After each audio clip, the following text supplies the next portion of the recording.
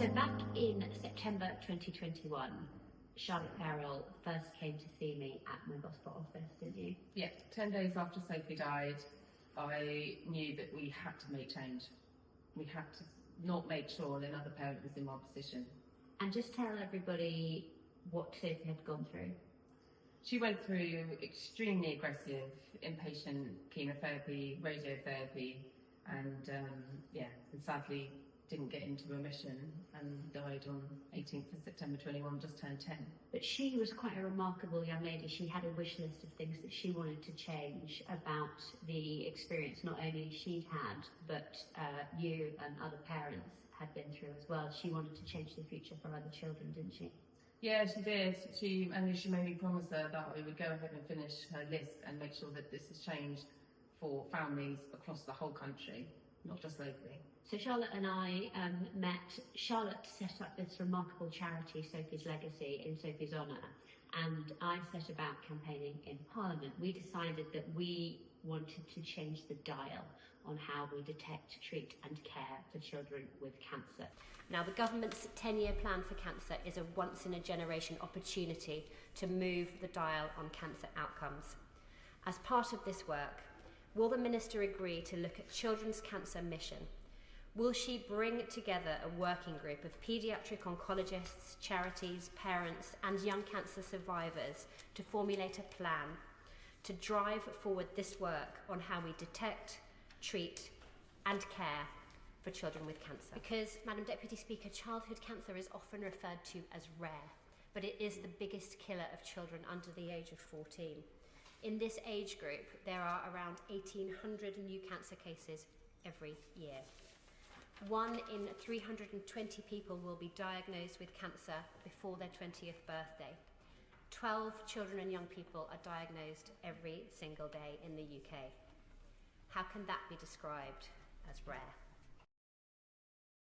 You came in to see various ministers and Secretary of State, didn't you, over the years?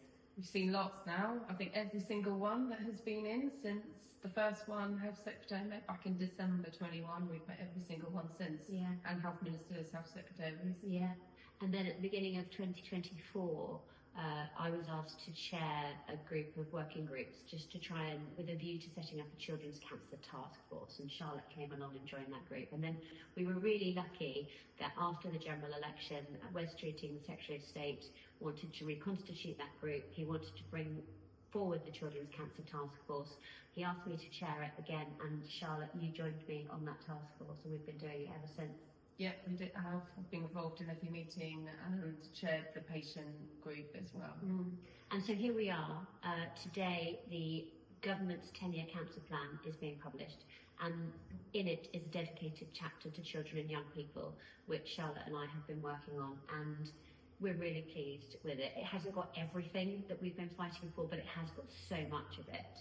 And Charlotte, can you just talk us through some of what's in this document? Yeah, so there is lots, and go and please read it. It's it's a really good document. But there are things like improving the speed of which children are diagnosed is in there with obviously lots of actions. Improving children's food in hospital, which was obviously one of Sophie's big things, so that there's the 24/7 aspect for when children actually are able to eat. There's a travel fund in there now for children and young people to actually access their treatment, which is so important. Some psychological support, which, for children and young people, which is so important with what they have to go through. Play in hospitals being adopted, so the Play Well toolkit they want to obviously see, and really breaking down barriers to clinical trials for children and young people, particularly the 16 to 24s who don't fall into the paediatric or the adult trials, so they're really looking at that gap.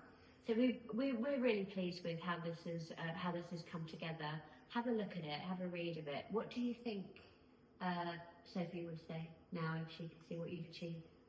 I'm hoping that she'll be pleased with.